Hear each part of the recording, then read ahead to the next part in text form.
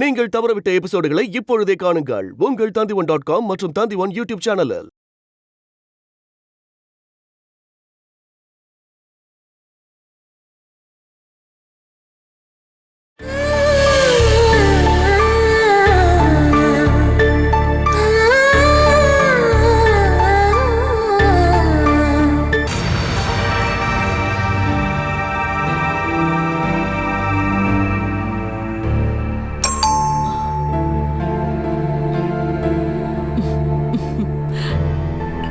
கல்யாணி குட்கால படிச்சிட்டு இருக்க?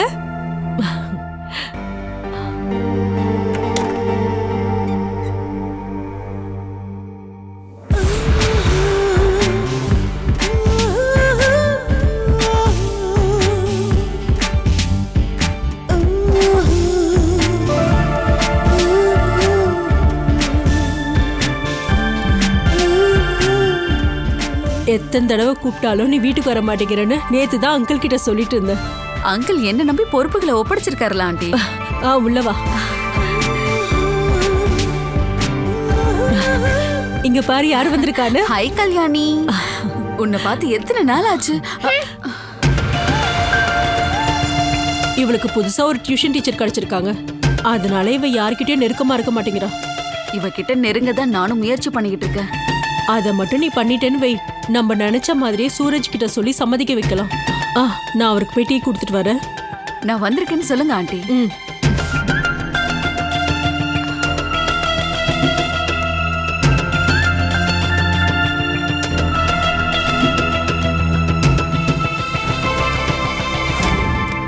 கல்யாணி ஏன் என் மேல கோவமா இருக்க? இங்க பாரு, உனக்காக ஸ்வீட்ஸ் வாங்கிட்டு வந்திருக்கேன். இந்தா. நான் ஸ்வீட்ஸ் எல்லாம் சாப்பிட மாட்டேன்.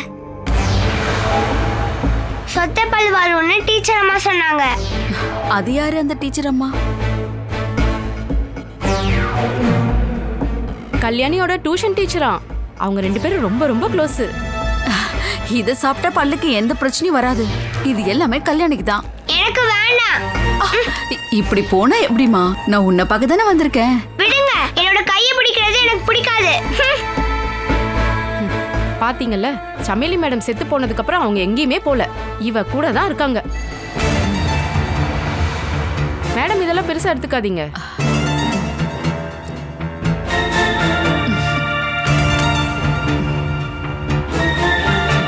உட்காருமா.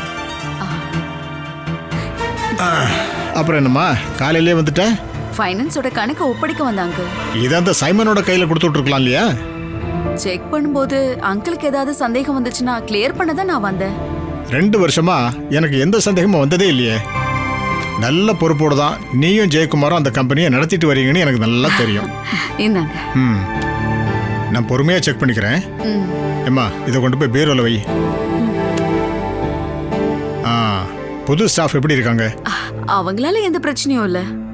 அவங்க நம்பிக்கைக்கு உகந்த ஆளுன்னு நீ நம்புறதுக்கு அப்புறம் தான் முக்கியமான வேலையெல்லாம் அவங்க கிட்ட கொடுக்கணும்னு நான் ஜெயக்குமார்கிட்ட சொல்லியிருக்கேன். இவங்க பிரீத்தியோட ஃப்ரெண்டு. அதெல்லாம் தேவையே இல்லை.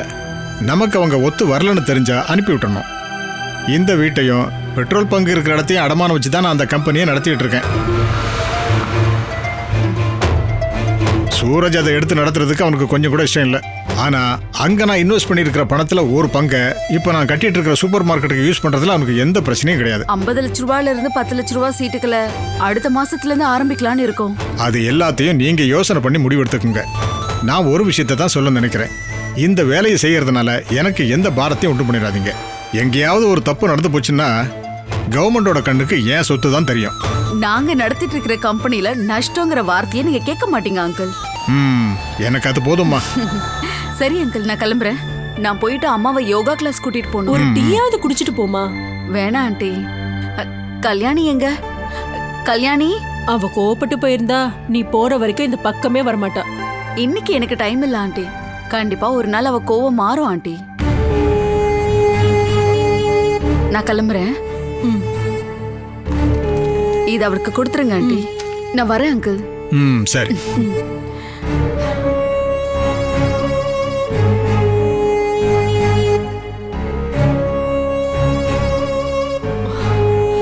நல்ல புத்திசாலியான பொண்ணு. சூரஜ் மட்டும் ஓகே சொல்லியிருந்தா இந்த கல்யாணம் எப்போ நடந்திருக்கும். இப்போவும் அது ஒன்றும் கைமீறி போயிடல.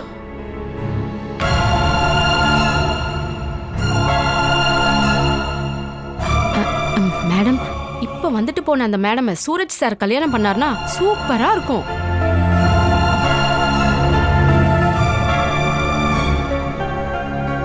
சுமேஷ் எதுக்கு 50,000 ரூபாய் கேட்டுட்டு இருக்காரு?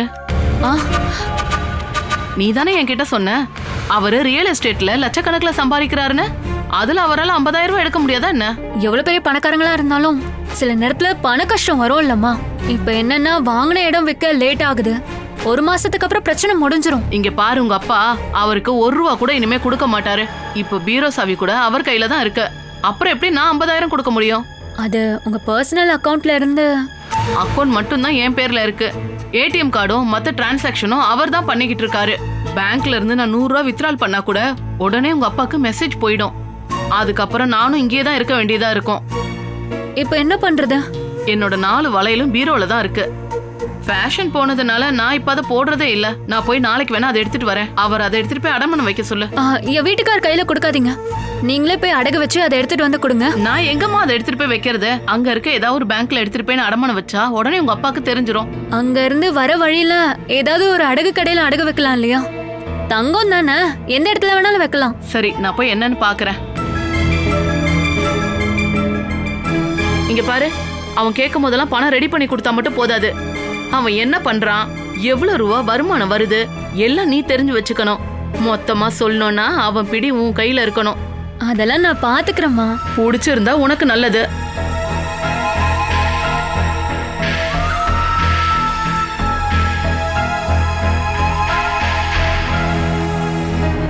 இல்ல சாரதா ஆண்டி, சண்டே மட்டும் தானே ஆஃப் இருக்கு. அந்த நேரத்துல 100 வேலை இருக்கு. கண்டிப்பா நான் வரேன்.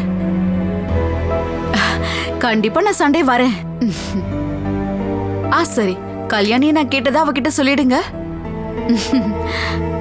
ரொம்ப தான் நீங்க ஐஸ் வைக்கிறீங்க. நான் அடிக்கடி இப்ப அந்த வீட்டுக்கு போயிட்டு வந்துட்டு இருக்கேன்ல. என்னோட டார்கெட் சூரஜ் தான். Excuse me. வாங்க.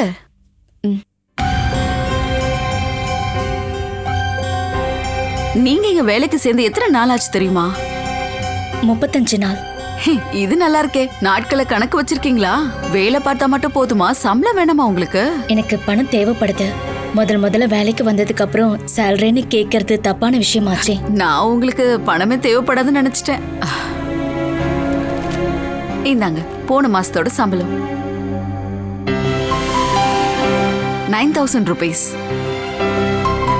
2 மாசம் பார்த்துட்டு சேலரியை இன்க்ரீஸ் பண்றதா பிரீத்தி கிட்ட சொல்லியிருந்தேன். ஆனா இந்த மாசத்துல இருந்து உங்களுக்கு 16,000 சேலரியா மாத்திட்டேன். இங்க வந்ததுக்கு அப்புறம் சுதாவுடைய முகத்துல இவ்வளவு பிரகாசம் தெரிகிறத இப்பதான் பாக்குறேன். ஒரு 5 வயசு குறைஞ்சிருக்கு.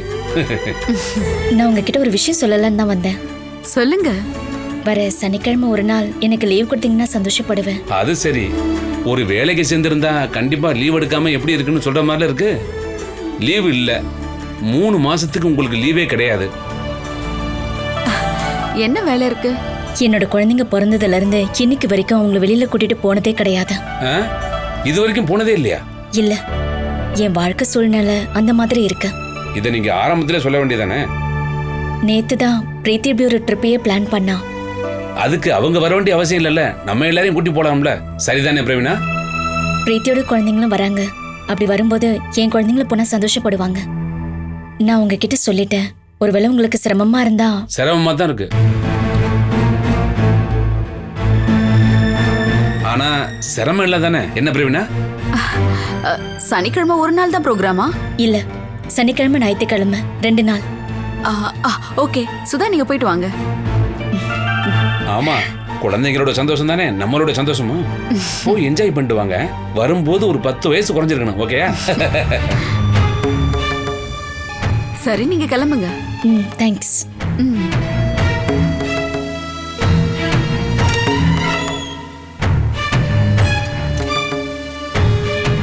உடனே அவளுக்கு லீவு கொடுத்து அனுப்பி வச்சிருக்க கூடாது. அவ சனிக்கிழமை லீவ் போடுறேன்னு சொன்னது நமக்கு நல்லது. ஓகே, அன்னைக்கு நம்ம லாக்கரை திறந்து கொஞ்சம் பணமும் நகையும் எடுத்து அதுக்கு பதிலா டூப்ளிகேட்டா வைக்கணும். அது ரிஸ்க். அதை விட நல்லது நம்ம ஆட்களை வச்சு கவரிங் நகைகளை இங்கே அடகு வைக்கிறது தான். எப்படி எல்லாரும் சாப்பாட்டுக்கு போற நேரத்தில் அந்த வேலையை செஞ்சு முடிச்சிடலாம். திங்கக்கிழமை சுதா வரும்போது அவகிட்ட அடகு வச்ச நகைகளை செக் பண்ணி பணம் கொடுத்ததா அவகிட்ட கையெழுத்து வாங்கிடுவோம். நகையை அடமானம் வாங்கி பணம் கொடுத்தது அவதான்னு அவன் மேல திருப்பிடலாம்ல. அதை நான் பாத்துக்கிறேன்.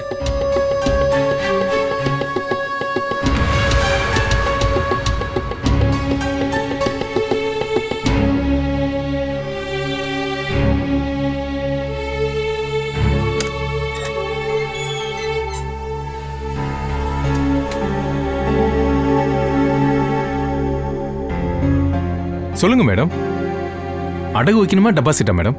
அடகு வைக்கணும். அதோ அந்த கவுண்டர் போங்க மேடம்.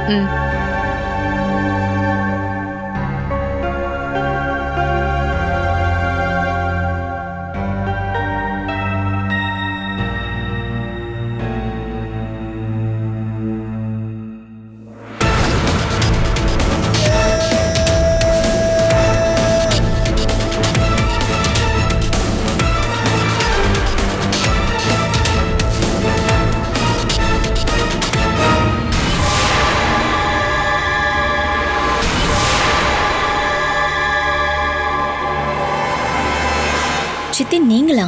ஓ, நீ இங்கதான் வேலை பாக்குறியா? சித்தி உங்களை பார்த்து எத்தனை வருஷம் ஆச்சு? எதுக்காக பார்க்கணும்? எல்லா கதையும் நான் கேட்டுட்டு தான் இருக்கேன். எங்க குடும்பத்தோட மூத்த மகனா இருந்த என்னோட அண்ணன் செண்பகச்சேரி ஜெயச்சந்திரனோட மக இந்த நிலைமையில வந்து நிக்கிறியே. சித்தி மெதுவா பேசுங்க, மத்தவங்களுக்கு கேட்ட போது.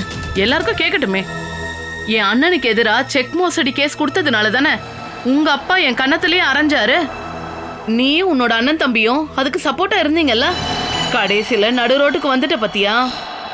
அன்னைக்கு நான் விட்ட கண்ணீர்னால தாண்டி இன்னைக்கு நீ அனுபவிச்சுட்டு இருக்க. சித்தி நீங்க முக்கியமான வேலைக்கு ஏதாவது வந்திருந்தீங்கன்னா அதை மட்டும் நீங்க சொன்னா போதும். நான் முக்கியமான வேலையா தான் வந்திருக்கேன். நகைய அடமானம் வைக்கணும். ஆனா நீ வேலை பாக்குற இந்த கம்பெனில இதை அடகு வைக்க எனக்கு கொஞ்சம் கூட நம்பிக்கை இல்ல. என்ன பிரச்சனை மேடம்? இவ தான் பிரச்சனை. இவ்வளவு மாதிரி ஆளெல்லாம் வேலைக்கு வச்சுங்கன்னா உங்க கம்பெனி தான் நாசமா போகும்.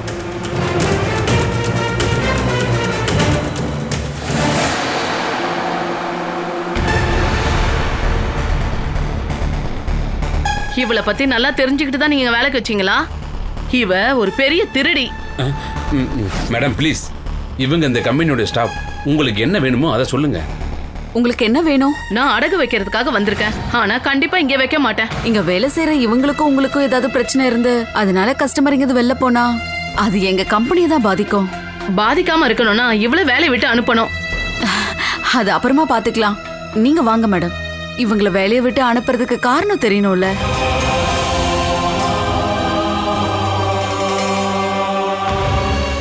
வாங்க, என்னோட கேபினுக்கு போலாம். வாங்க.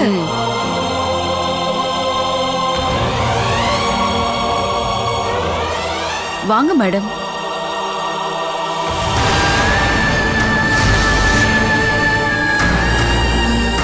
சுதா, அந்த லேடி யாருங்க? என் அப்பாவோட தங்கச்சி லலிதா அத்தை.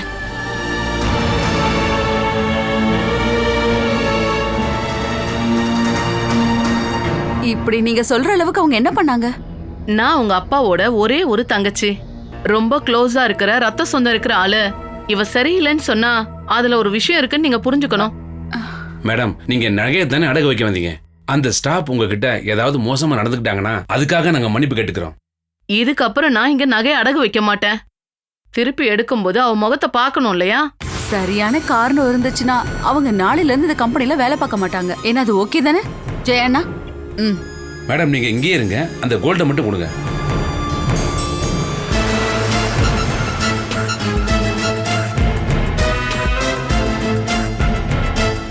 எவ்வளவு பணம் வேணும்? 50,000 ரூபாய் போதும். ஓகே. அவங்க கிட்ட கொடுங்க. இவ ஏற்கனவே ஒரு கம்பெனில வேலை பார்க்கும்போது அங்க லட்சக்கணக்குல பணத்தை திருடினதுனால போலீஸ் புடிச்சிட்டு போய் கொஞ்ச நாள் ஜெயில இருந்தா.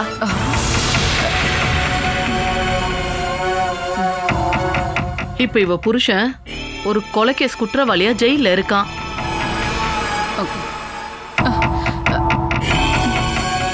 இவ ஒரு ராசி இல்லாத பொண்ணு. இவ எங்க போனாலும் இந்த கம்பெனி உருப்படாது. இவ ஒருத்தியால மட்டும்தான் எனக்கு இருந்த ஒரே பொண்ணு ஒரு கேவலமான குடும்பத்துல போய் மாட்டிக்கிட்டா. சின்ன வயசுல இவ கூட தான் என் பொண்ணு ரொம்ப க்ளோஸா இருந்தா. இங்க பக்கத்துல இருக்க பெட்ரோல் பங்கார மகனும் இவளும் ரொம்பவே காதலிச்சாங்க.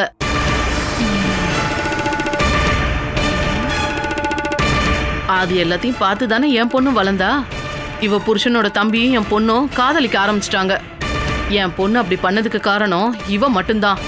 அப்படி இருக்கவளை பார்த்தா கோவம் வருமா இல்லையா? என் புருஷனுக்கு தெரியாம என் பொண்ணோட புருஷனுக்கு நான் நகை அடமானம் வச்சு கொடுக்க வந்திருக்கேன். அதனால தான் நான் இப்ப மறுபடியும் சொல்றேன். ஒரு நாளைக்கு முன்னாடியே அவளை வேலையை விட்டு அனுப்பிட்டீங்கன்னா நீங்க நல்லா இருப்பீங்க.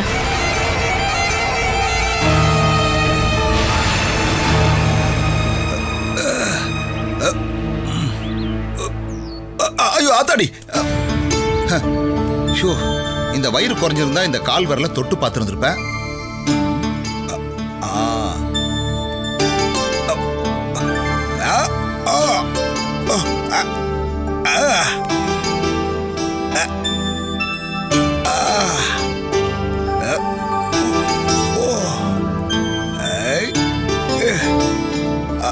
என்னங்க என்ன பண்ணிட்டு இருக்கீங்க? மரத்தை உடைக்கிறீங்களா என்ன? அது நான் தூங்கி எந்திரிக்கும் போது என்னோட இடுப்பு வலிச்சுது. எந்த வேலையும் செய்யாம தூங்குறத மட்டும் தானே ஒரு வேலையை வச்சிருக்கீங்க. அதனால சாப்பிட்ட சாப்பாடு எலும்பு கடியில மாட்டி பாரு. புருஷன் ஒரு பிரச்சனை பத்தி சொல்லிட்டு இருக்கும்போது நீ எக்ஸ்ட்ரா ஒரு பிட்ட போடுறியா? என்ன நினைச்சிட்டு இருக்க? நான் சொல்லணும்னு அவசியம்லாம் எனக்கு இல்ல. தெரியாம என் வாயில வந்துருச்சு. அப்படியா? தெரியாம உன் வாயில இருந்து வந்த மாதிரி நானும் சொல்லியிருந்தேன்னு வச்சுக்க, எப்பவோ நம்ம 2 பேருக்கும் டிவோர்ஸ் ஆயிருக்கும்.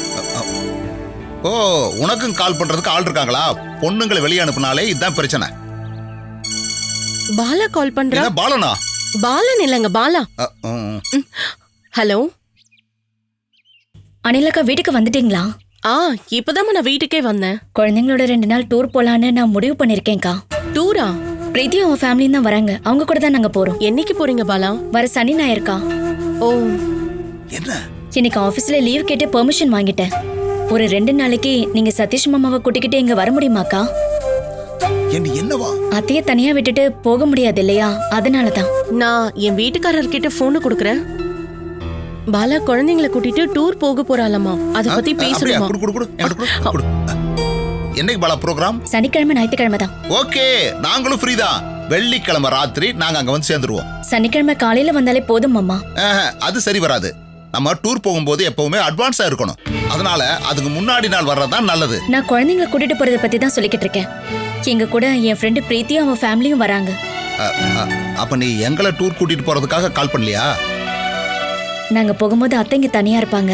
அதனால நீங்க இங்க வரீங்களான்னு கேட்கலாம் தான். ஓ, அதுக்கு என்னம்மா, கண்டிப்பா நாங்க 2 பேரும் வந்துடுறோம். அப்புறம் ஒரு நிமிஷம் இருமா, நான் எதுக்கு அனிலா கிட்ட ஒரு வார்த்தை கேட்கிறேன். அம்மா, உனக்கு சனிக்கிழமை லீவு கிடைக்குமா? சனிக்கிழமை வேலை மதியானம் வரைக்கும் இருக்கும். பரவாயில்லைங்க, நான் லீவ் எடுத்துக்கிறேன். ஓகே பாலா, நாங்க அங்க வந்துடுறோம். நீங்க டூர் போறதுக்கான ஆக வேண்டிய வேலையை பாருங்க.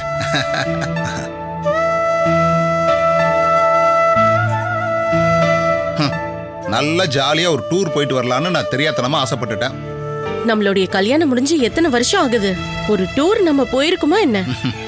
என் கையில மட்டும் பணம் வந்து சேரட்டும். 1 மாசத்துக்கான டூரை நம்ம மிக சிறப்பா போட்டுருவோம். அப்படின்னா இந்த ஜென்மத்துக்கும் அது நடக்காது. டூர் போறாராமா? இவளையெல்லாம் திருத்தவே முடியாதுப்பா. எப்ப பாரு நம்மள கலாய்க்க வேண்டியது. ஐயோ, இப்ப கொடுக்க வேண்டாம். யாரெல்லாம் இவளுக்கு கால் பண்ணிருக்காங்க, இவ யாருக்கெல்லாம் கால் பண்ணிருக்காங்கன்னு ஒரு லிஸ்ட் எடுத்துட வேண்டியதுதான். இந்த காலத்துல யாரையுமே நம்புறதுக்கு இல்ல.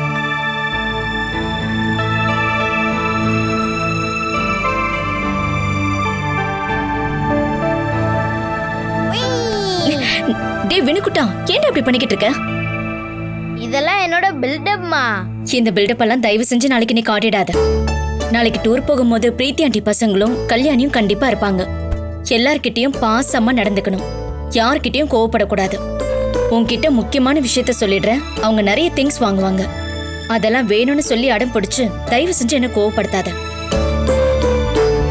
நீ என்ன பேசாம இருக்க? இவன் கண்டிப்பா நல்ல பையனா இருப்பாமா. உனக்கும் சேர்த்துதாம்மா சொல்றேன். நம்மளால மத்தவங்க யாருக்கும் தொந்தரவு இல்லாம இருக்கணும். அத பண்ணக்கூடாதுன்னு சொல்லும் போது நீ என் மேல காட்டுற கோவம் இருக்குல்ல, அத வெளியில போகும்போது தயவு செஞ்சு காட்டிடாத. அப்படின்னா என்ன கூட்டிட்டு போகாதீங்க. பாத்தியா, அதுக்குள்ள கோவப்பட்டுட்ட. இதுதான் உன் பிரச்சனையே. நான் தான் எது பண்ணாலும் உங்களுக்கு பிடிக்கிறது இல்லையேம்மா. நீ பண்ற தேவையில்லாத வேலை தான் எனக்கு சுத்தமா பிடிக்க மாட்டேங்குது. நல்ல பையனா இருந்தா போலாம், இல்லைன்னா டூரே போக வேண்டாம். ஓ, நான் நல்ல பையனா இருந்துக்கிறேம்மா. இவன் முதல்ல உங்க பேச்ச கேட்டிருக்காமா. டூர் போறதுக்கு நம்ம கிட்ட பணம் இருக்காமா? போகணும்னு உனக்கு ஆசை இருக்கா இல்லையா? வினுக்குட்டனுக்கும் ஆசை இருக்கு. உங்களுடைய ஆசைகளை என்னால முடிஞ்ச அளவுக்கு நிறைவேற்றணும் தான் நான் முயற்சி பண்ணிக்கிட்டு இருக்கேன். நம்ம செலவுக்கான பணம் என் கையில இருக்குமா?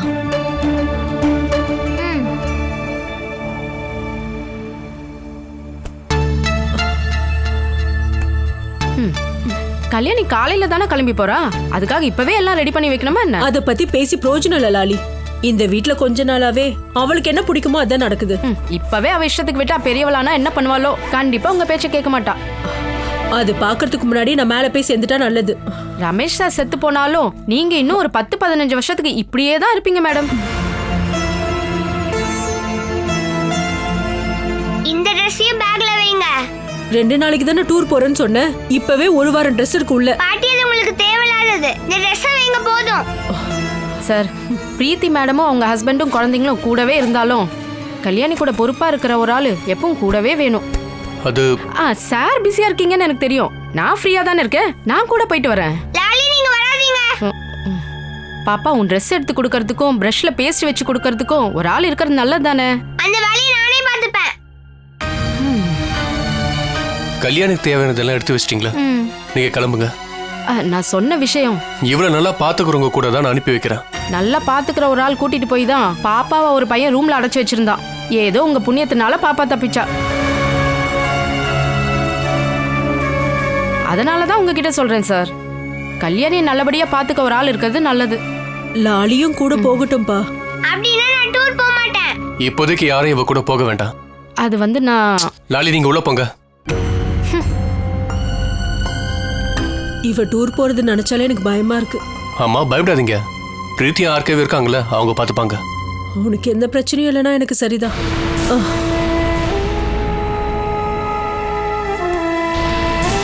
இங்க பாரு, நீ போறது நல்லதுதான். ஆனா ஏதாவது குறும்புத்தனம் பண்ணனு கம்ப்ளைண்ட் வந்துச்சுன்னா அதுக்கப்புறம் உன்னை எங்கேயும் டூருக்கு அனுப்ப மாட்டேன். என்ன தனியா அனுப்ப நீங்க பயப்படுறீங்களாப்பா? நீ எப்படி கேட்டா? அப்படின்னா நீங்களும் கூட வாங்கப்பா, நம்ம ஹாப்பியா போலாம்ப்பா. நான் வந்தா சரியா இருக்காது. உங்களுக்கு என்ன பிரச்சனை? மத்த எல்லாருக்கும் அப்பா அம்மா இருக்காங்க, ஆனா எனக்கு மட்டும் யாருமே இல்ல. நீங்க வந்தா என்ன பிரச்சனை? அது வேற சில வேலைகள்லாம் இருக்கு. நீங்க சும்மா சொல்லிட்டு இருக்கீங்க. உங்களுக்கு எந்த வேலையும் இல்லைன்னு எனக்கு நல்லாவே தெரியும். நீங்களே எங்க கூட வாங்கப்பா. எதுக்கு தேவையில்லாம அடம் பிடிக்கிற? ஏற்கனவே நீங்க பிளான் பண்ண மாதிரி போனாலே போதும். இல்ல, நீங்க எனக்கு நாளைக்கு என் கூட வரணும்பா. நீங்க நாளைக்கு வரலனா நானும் போக மாட்டேன். இந்த மாதிரி முடிவெல்லாம் எடுக்கணுமா என்ன? இது நான் இப்ப எடுத்த முடிவுப்பா.